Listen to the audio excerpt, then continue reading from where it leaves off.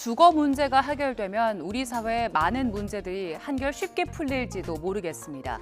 2년 전 신혼부부들에게 가족 계획을 세울 때 어떤 걸 가장 먼저 고려하는지 물었더니 40% 정도가 안정적인 주거 환경을 꼽았습니다. 뒤이어 가계 경제와 교육비 등을 꼽은 비율도 높았는데 결국 경제적인 측면에서 부담이 크고 그중에서도 집 문제가 가장 높은 벽이었던 겁니다.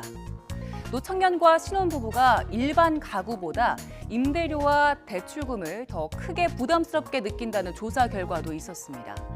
전문가들은 주택 마련에 대한 부담이 청년들의 결혼 기피와 출산 포기로 이어진다고 진단하는데요.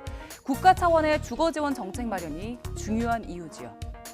실제로 국가와 지방정부 차원의 청년 주거 지원 이루어지고 있습니다. 대표적으로 청년 주택을 꼽을 수 있는데 LH나 SH가 직접 주택을 사서 청년들에게 시세보다 저렴하게 공급해주는 임대주택입니다.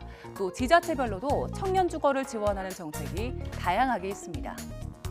그렇다면 다른 나라들은 청년들의 주거를 어떻게 지원하고 있을까요? 먼저 일본의 사례를 보면 도시보다는 지방이 인구가 줄면서 문제를 겪다 보니 적극적으로 공공임대주택을 지원하고 있는데요. 대표적으로 홋카이도의 미카사시는 그 지역 안에서만 쓸 수 있는 상품권으로 주택 임대료의 일부를 보전해줍니다. 주택 지원과 동시에 지역 안에서 돈이 돌게 해 지역 경제에도 활력을 불어넣겠다는 의도입니다. 또 실직으로 주거가 불안한 청년에게 주택 바우처를 지원하는 주택 수당 제도도 운영하고 있는데요. 도덕적 해이를 막기 위해서 취업 프로그램과 연계하는 게 특징인데 일할 능력과 의욕이 있는 청년이 주거와 일자리 문제를 동시에 해결할 수 있도록 돕는 겁니다. 싱가포르도 출생률 저하를 해결하기 위해 적극적인 주거 지원에 나서고 있습니다.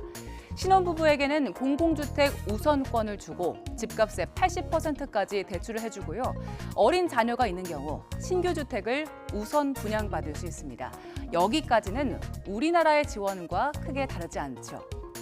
눈에 띄었던 건 부모나 조부모 집으로부터 2km 안에 있는 주택에 대해서는 근거리 거주자에게 분양 우선권을 준다는 겁니다.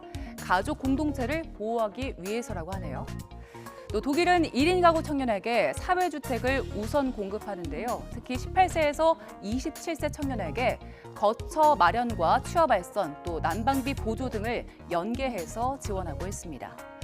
이렇게 다른 나라의 사례를 보니까 단순한 지원에 그치지 않고 생애 주기 차원에서 복합적으로 고려했다는 걸 알 수 있죠. 실제 해외 사례를 조사한 한국부동산원은 수도권 청년과 저소득층의 주거 문제가 심각한 만큼 일자리와 연계한 임대주택 공급이 필요하다고 제언하기도 했습니다. 보다 종합적인 지원을 통해서 청년들의 주거 걱정이 한결 가벼워지면 좋겠습니다.